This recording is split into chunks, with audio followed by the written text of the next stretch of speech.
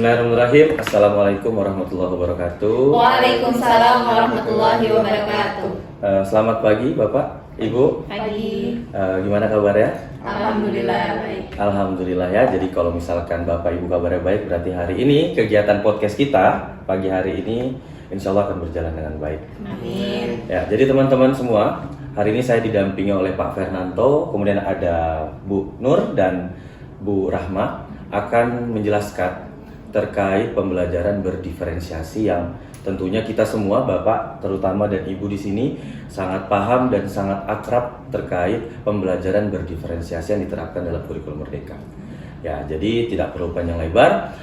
Saya mau yang pertama ialah Ibu Rahma akan menjelaskan pertama terkait pengertian pembelajaran berdiferensiasi. Saya persilakan. Terima kasih kepada Pak Awi atas kesempatannya. Di sini saya ingin berbicara sedikit tentang pembelajaran berdiferensiasi. Apa sih pembelajaran berdiferensiasi itu? Ya kan kita kenal di kurikulum Merdeka saat ini pembelajaran di sekolah itu sudah menerapkan pembelajaran berdiferensiasi, di mana pembelajaran berdiferensiasi ini adalah pembelajaran yang memfokuskan kepada peserta didik terkait kesiapan belajar mereka, kemudian gaya belajar, minat belajar mereka, dan profil pelajar mereka seperti apa. Nah, menurut pendapat Tomlinson tahun 2001, pembelajaran berdiferensiasi ini adalah pembelajaran yang mengkoordinir kebutuhan siswa sesuai dengan seperti yang saya bilang tadi, ada minat belajar, kemudian kesiapan belajar siswa, dan profil pelajar siswa ini. Karena kita tahu kesiapan belajar mereka, kemudian gaya belajar mereka, kemudian profil mereka itu kan berbeda-beda. Seperti gaya belajar yang kita ketahui ini, ya, ada anak yang memiliki gaya belajar kinestetik, kemudian ada juga yang memiliki gaya belajar visual, terus ada audio visual. Nah, itu kan setiap anak memiliki perbedaan masing-masing, bagaimana dia menerima kesiapan belajarnya, kemudian minat belajarnya itu pasti berbeda-beda. Menurut Hockett tahun 2016 itu ada beberapa komponen yang harus disiapkan oleh seorang guru. Yang pertama itu adalah penilaian asesmen, ya. Biasanya kita gunakan asesmen dalam pembelajaran berdiferensiasi. Itu ada asesmen diagnostik kognitif dan kognitif, ya, di mana sebelum pembelajaran berlangsung kita sebagai guru harus melakukan asesmen. Gunanya apa itu asesmen? Nah, asesmen ini digunakan untuk pemetaan bagaimana kesiapannya peserta didik, kemudian minatnya peserta didik. Nah, setelah itu baru guru masuk ke pembelajaran atau pemetaan berdasarkan beberapa kelompok. Nah, itu ya. Sekarang ini yang harus kita bahas itu terkait kesiapan. Karena ada banyak hal anak-anak peserta didik kita itu yang memiliki kesiapan yang kurang dalam pembelajaran. Nah, oleh karena itu kita sebagai guru itu harus bisa membuat asesmen diagnostik kognitif ataupun non kognitif untuk mempersiapkan kesiapan siswa itu. Selain itu juga ada minat. Kita harus mengetahui minatnya peserta didik ini di apa. Misalkan di dalam pembelajaran PPKN, minatnya dia ini lebih minat belajar seperti menggunakan media bermain game. Nah, itu bisa kita gunakan juga di dalam pembelajaran berdiferensiasi. Ya, selain pembelajaran berdiferensiasi itu pasti ada ciri-cirinya juga ya Pak, Ibu gitu. Mungkin Bapak Fernanto bisa menjelaskan bagaimana sih ciri-ciri pembelajaran berdiferensiasi yang baik itu seperti apa? Oke, baik. seperti yang dijelasin Bu Rahma tadi ya, pembelajaran berdiferensiasi itu adalah pembelajaran yang digunakan pada siswa, yang mana siswa ini memiliki berbagai perbedaan, mulai dari gaya belajar, pengetahuan, seperti itu. Nah, pembelajaran berdiferensiasi ini memiliki beberapa ciri-ciri. Yang pertama itu adalah berfokus pada kompetensi pembelajaran. Dalam hal ini, pembelajaran berdiferensiasi itu kita sebagai guru berfokus pada pencapaian siswa, bukan materi pembelajaran. Artinya, kita sebagai guru harus bisa membuat materi ajar yang sesuai dengan kondisi dan juga keadaan siswa. Seperti yang dijelaskan Ibu Rahma tadi, siswa itu memiliki berbagai perbedaan, yang mana siswa memiliki gaya belajar yang berbeda dan juga tingkat pengetahuan yang berbeda, seperti itu. Yang kedua itu adalah kita sebagai guru harus bisa melakukan evaluasi dan juga penilaian terhadap perkembangan gaya belajar siswa, sehingga dari hasil evaluasi dan penilaian ini kita bisa tahu apa materi pelajaran yang akan kita gunakan ke depannya, sehingga materi ajar atau materi pembelajaran yang kita gunakan ini sesuai dengan kondisi perkembangan siswa pada saat itu di kelas. Kira selanjutnya itu adalah pengelompokan siswa dilakukan secara fleksibel. Artinya kita sebagai guru ini harus mengelompokkan siswa tidak hanya sesuai dengan pengetahuan, tingkat pengetahuannya saja, tapi juga bisa dilakukan dengan fleksibel. Dalam artian, siswa yang memiliki tingkat pengetahuan rendah tidak harus dikelompokkan dengan siswa yang memiliki tingkat pengetahuan rendah. Tapi siswa yang memiliki tingkat pengetahuan rendah bisa dikelompokkan dengan siswa yang memiliki tingkat pengetahuan sedang dan juga tinggi. Dalam hal ini bertujuan untuk agar siswa yang memiliki pengetahuan tinggi itu dapat menjadi fasilitator teman sebaya untuk siswa yang memiliki pengetahuan rendah, sehingga siswa yang memiliki pengetahuan rendah ini dapat berkembang bersama temannya yang memiliki pengetahuan tinggi, seperti itu. Ciri-ciri yang keempat itu adalah pembelajaran berdiferensiasi ini mengutamakan aspek pembelajaran yang berorientasi kepada siswa, yang mana siswa dalam pembelajaran ini diminta untuk aktif dalam setiap pengerjaan tugas, dalam diskusi, presentasi, seperti itu. Sehingga guru di dalam pembelajaran berdiferensiasi ini hanya sebagai fasilitator, bukan menjadi poin utama. Artinya siswa yang harus mengembangkan diri mereka sendiri, seperti itu. Nah, itu tadi merupakan ciri-ciri dari pembelajaran berdiferensiasi.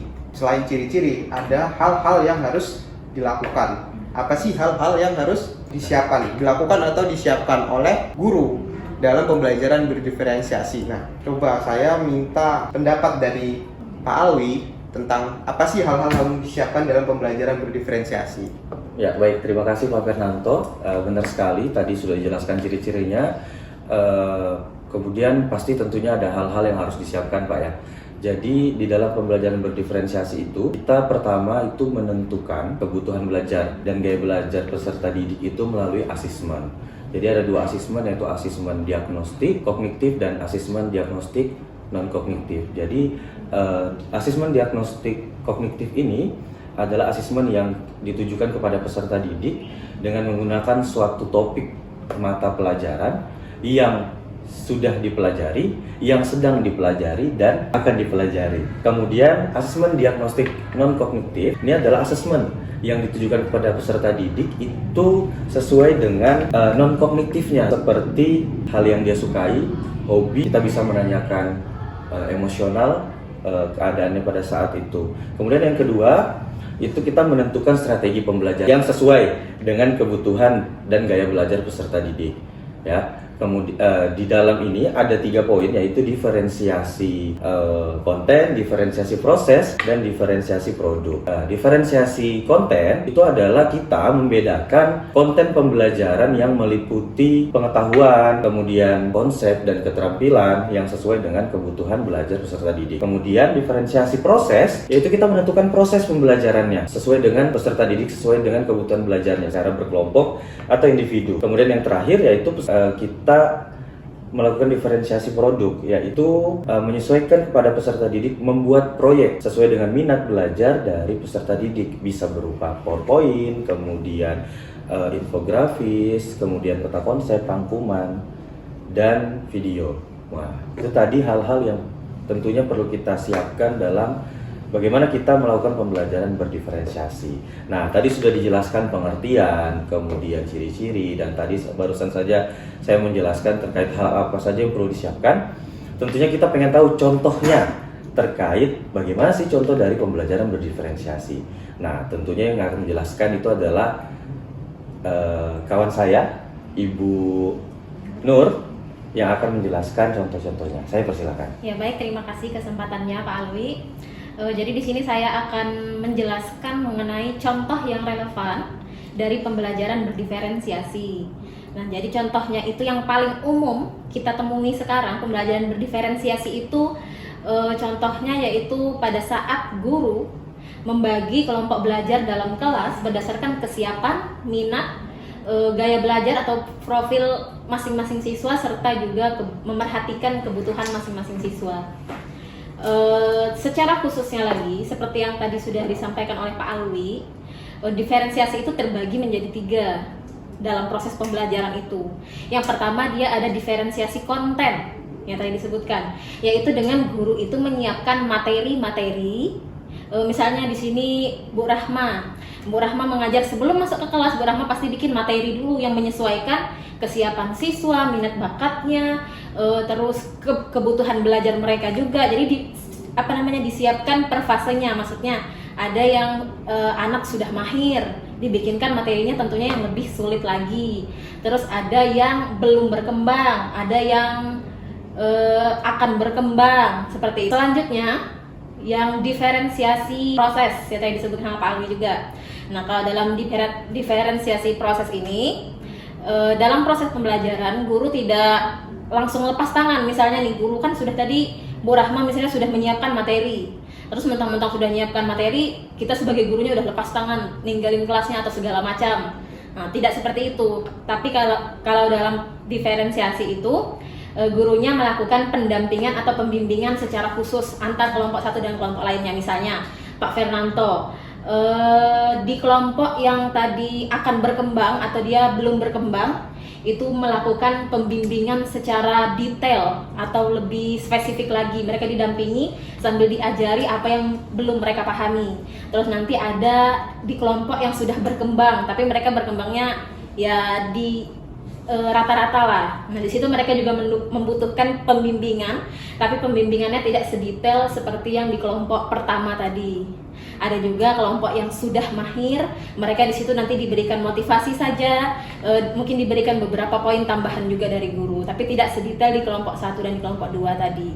Itu untuk yang dalam proses. Jadi kalau yang dimaksud diferensiasi proses itu di dalamnya kita sebagai guru menjalankan peran kita sebagai fasilitator dalam proses pembelajaran, di mana nanti di setiap kelompoknya itu perlakuannya tentunya berbeda-beda sesuai kebutuhan belajar mereka. Setelah itu yang terakhir ada diferensiasi produk. Diferensiasi produk ini, kalau tadi Pak Alwi sebutkan ada PPT, ada apa lagi tadi?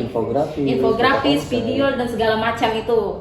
Nah, tapi kalau dalam lingkup yang lebih kecil lagi kita pahami, jadi kalau diferensiasi produk itu yaitu cara kita menilai anak-anak. Ada anak-anak nih yang dia nggak suka nulis, tapi kita maunya penilaian secara tulis tangan. Nah, ada anak itu yang misalnya dia public speakingnya bagus, tapi dia malas nulis. Jadi kita kasih dia ulangan lisan aja gitu. Nah, jadi kita itu menyiapkan penilaian atau asesmen sesuai kebutuhan belajar mereka, minat mereka seperti apa. Mungkin itu contoh dari pembelajaran berdiferensiasi. Saya kembalikan ke Pak Alwi selaku pemandu podcast kita. Oke, baik, terima kasih Bu Nur. Alhamdulillah kita sudah sampai di penghujung podcast kita. Terima kasih juga kepada Pak Fernanto, Bu Rahma. Dari tadi kita sudah mendengarkan bahwasanya pembelajaran berdiferensiasi itu harus kita siapkan semaksimal mungkin. Agar apa? Agar penerapannya di kelas itu sesuai dengan gaya, minat, dan kebutuhan oleh peserta didik. Nah, itu tadilah yang sudah dijelaskan bahwasanya kita itu bukan lagi sebagai guru yang selalu ceramah dan peserta didik itu melihat dan mendengarkan saja, tapi kita adalah sebagai seorang guru yang menjadi fasilitator, pendamping sesuai dengan kebutuhan, minat, bakat, dan gaya belajar peserta didik. Nah, saya terima kasih sekali lagi kepada Bapak Ibu sekalian. Di akhir video ini saya berharap semua penonton dari podcast kami itu dapat mengerti dan paham apa yang dimaksud dengan pembelajaran berdiferensiasi. Saya mohon maaf bila ada salah kata dan perbuatan. Wabillahi taufiq wal hidayah. Wassalamualaikum warahmatullahi wabarakatuh. Waalaikumsalam warahmatullahi wabarakatuh.